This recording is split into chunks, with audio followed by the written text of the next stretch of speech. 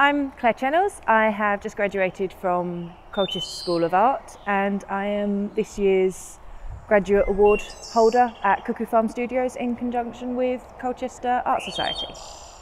Originally I started studying architecture and before moving on to the art degree course, that was really my first love, and it has very heavily influenced my own practice and the way it's developed while I've been on the degree course.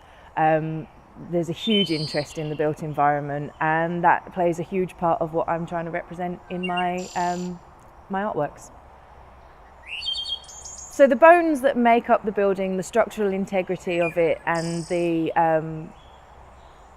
way a human interacts with that space as well. You can see marks left on the walls. You can, and you don't get to see that while it's a functioning building and it's being used. It's not until you remove people, remove their presence, and you're starting to see it tear down, and that's when you see the bits that have been left behind and understand a little bit more about the life that building contained.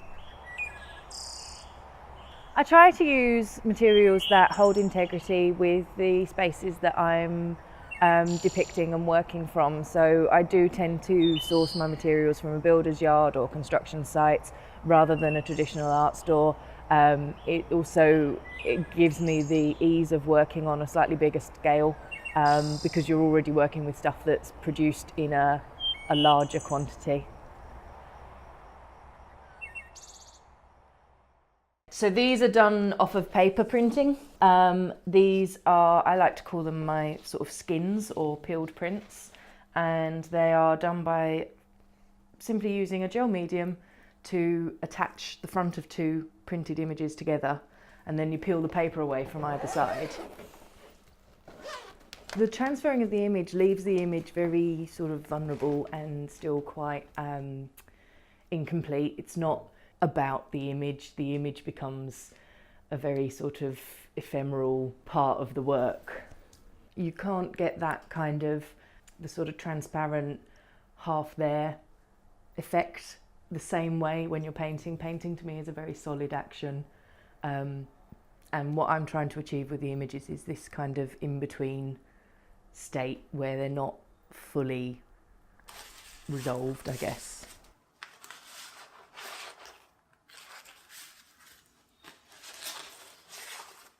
I think when I was in the degree, there was an element of you have to put on a degree show at the end. You have a limited time to get to that point, and it has to look finished. So you kind of a little bit tunnel vision yourself because you're wanting to get a specific outcome ready enough to be part of your degree show.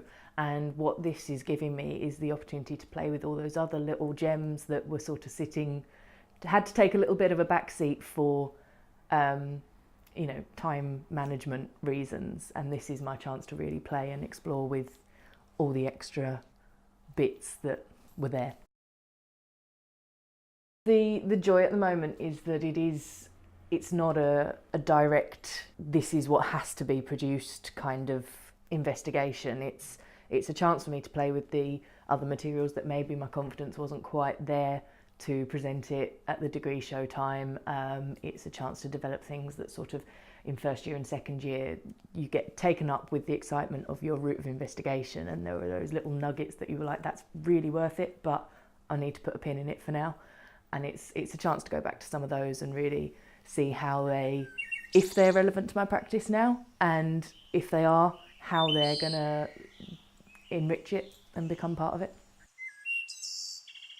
Yeah, there's the studio space, and the bursary that comes with it is a fantastic opportunity for me to really fully investigate myself as an artist rather than myself as an art student, and it's making that transition a little bit easier than if you were to go out and forge ahead on your own.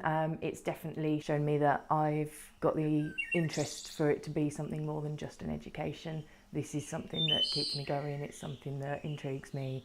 It's a line of investigation that is continuing to open up new outcomes and materials.